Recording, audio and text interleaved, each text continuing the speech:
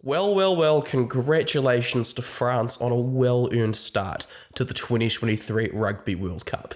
My name's Max, I'm the host over here at the Black Jersey, and a big thank you to my patrons before we start today's video. We're going to be doing a few post-match autopsies for a lot of 2023 World Cup matches, and how better to start than the opening match of the tournament. Let's get into this. Although France deserved to win, I don't think that Ethan de Groot and Nepo Laulala were as bad as some people say, and you can read all about that in my player ratings for the game. But as we can see in the breakdown, de Groot pins Cameron Wokey down so that he can't exit. If Wokey can exit this breakdown, there's a good chance that France will make room for him by sliding towards their right, as the animation shows us, due to the All Blacks lacking a bit of speed off the base of the ruck. As we cut to the wide shot, we'll now draw attention to Nepo Laulala, who alongside Cody Taylor makes a further effort to disrupt this slide. The slight little nudge on Charles Olivon by Laulala leaves Winnie Antonio on this cross, marking Taylor, who Olivon needs to tackle instead. Although Antonio is still clearly in enough of a position to mark Beauden Barrett,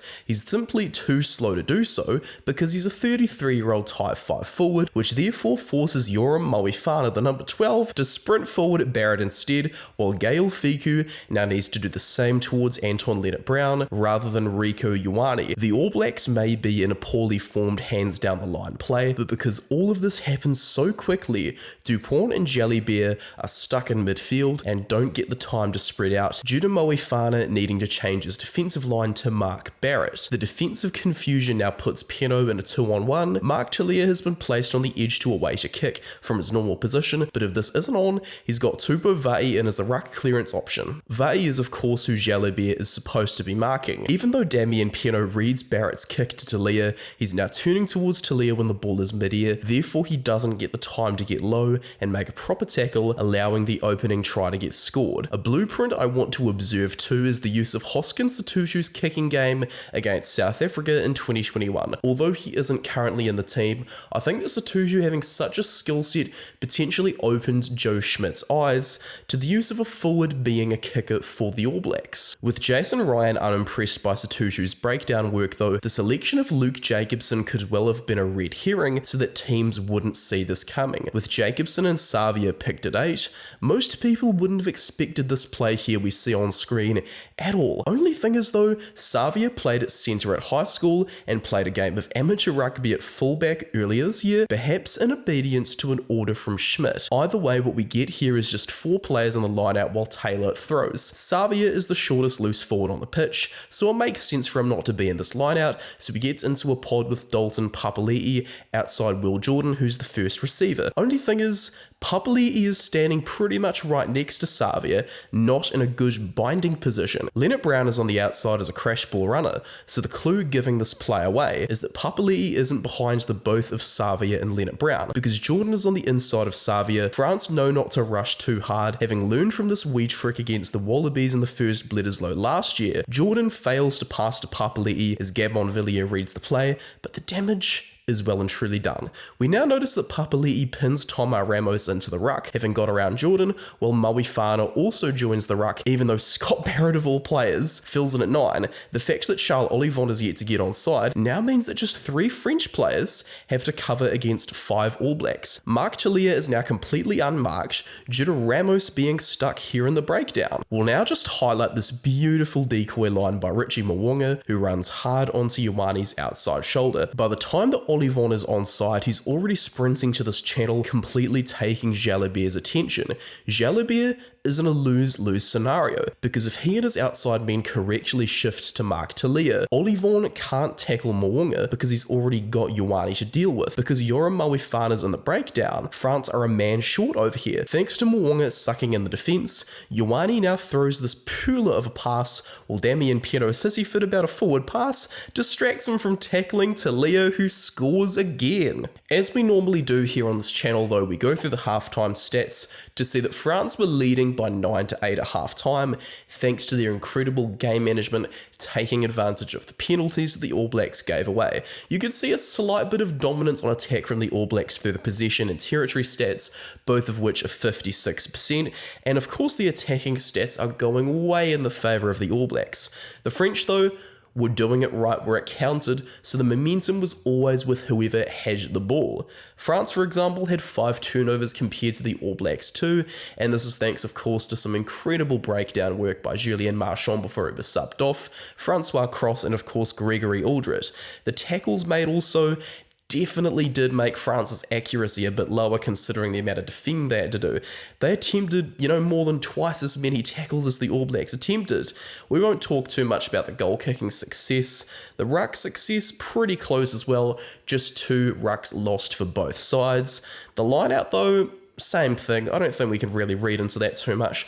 The scrum though, this was a really good thing for France. When Antonio was able to really just hammer it home, De Groot collapsed on both of France's scrums inside the first half, and there was also an issue for one of the All Blacks' own scrums as well, and we can also really see those penalties turning up here at the end of the stat sheet. The All Blacks conceded 2 penalties inside the French half and 2 inside their own half, and so 3 of the 4 penalties they had given away turned into a kick for Thomas Ramos, one of the best goal-kicking players in the world. Now that we've kind of seen why the All Blacks are behind at halftime despite a bit of statistical dominance, we'll now get into how France really shifted the momentum to their direction. A very nice twist on the loop pattern frequently used by the All Blacks, as I discussed in this video here, was implemented by France to get control of the game back though. The animation that I made that you can see on screen, this is how the loop typically gets used by professional rugby teams, except this here is totally different. Moefana and Fiku, who have a combined midfield weight of 197 kgs, packed tightly together, similarly to what we can see from Jordi Barrett and Rieko Ioane over here against Los Pumas. If France attempted a pass from here, it almost certainly would have been shut down, as Ioane has reached the momentum of Jalibert, with Talia also ready to absolutely smash Ramos. Jalibert though patiently waits for Ramos to suck Talia in before he chips the ball out to the wing. Peno gathers the ball, evades Beauden Barrett before Richie Mwanga spoils the party, as he did for Cheslin Colby in 2019, putting Peno into touch. This try may not have been scored,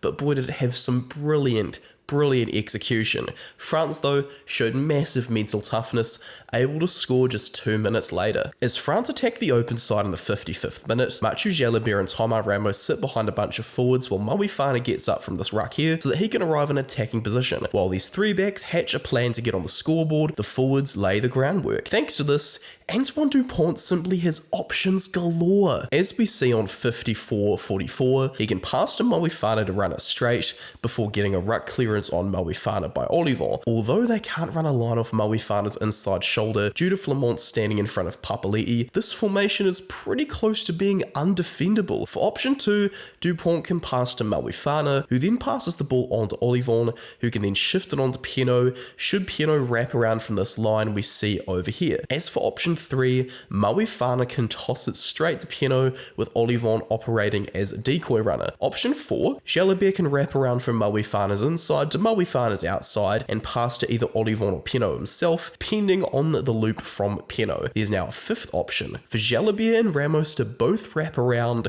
and really stretch the field by creating a massive overlap with Olivon in the 13 channel and Peno on the wing. France don't take any of these options, however, because they have a 6th available attacking option, with Moefana charging forward at Papali'i. As this happens, Jalibert does indeed loop around before we freeze frame on 54-45 to see that Adi Savia is now stuck in a 2-on-1, with Olivon now looking to run straight into this channel as well. Talia doesn't need to read this drift and cover Peno because he knows that Olivon could run through this hole here and of course run over Aaron Smith. Jalibert then shows off a bit of flair to step Savia, while Olivon literally runs the perfect decoy line. Although Olivon's torso gets in the way of the ball over here, he's completely sold Talia with this line as he's had his arms out, but because he's not in front of Jalibert, this remains legal and not an obstruction, while Smith can of course come across to tackle Peno at the end. As Talia comes in and tackles Jalibert, Peno grasps the ball to score his 30th test try in just 45 test caps. This try really shifted the game's momentum,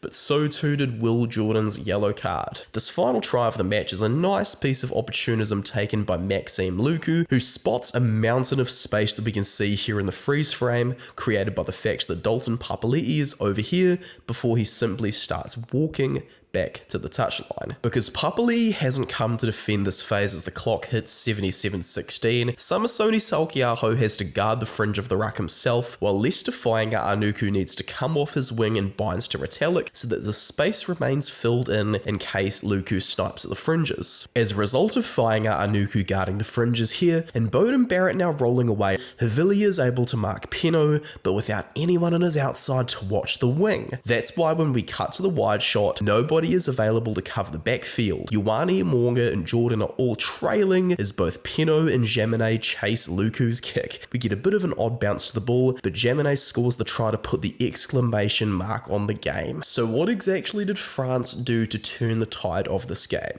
They had a massive share of territory, 78% in the second half, to end the match with a 49% of possession.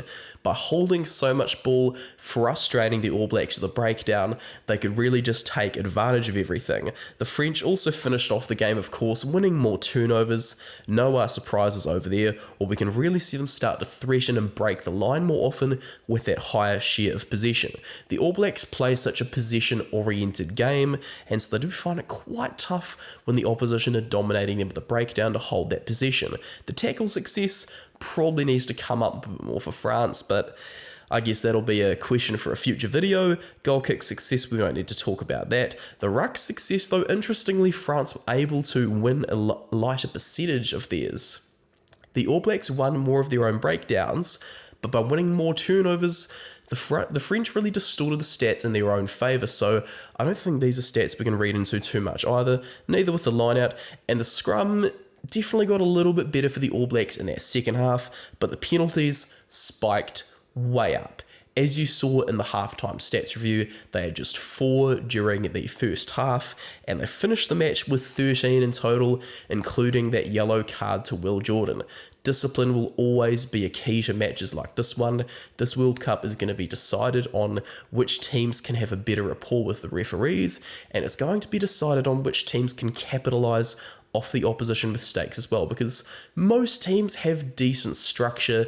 If the two teams have done enough analysis on the other to get a game won, it's probably going to come down to those little 1% ifs during the match. I want to say a big thank you to you guys for watching this video. I've got a bit of a cold, so hopefully my voice isn't too unbearable for you guys to listen to as well. Do make sure as well to subscribe to this channel. I'm going to have plenty more analysis videos throughout the Rugby World Cup. You can also support me over on my Instagram account, I've got it back, and of course over on Threads. A huge thank you for watching one more time, guys, and I'll see you later. Cheers from Max.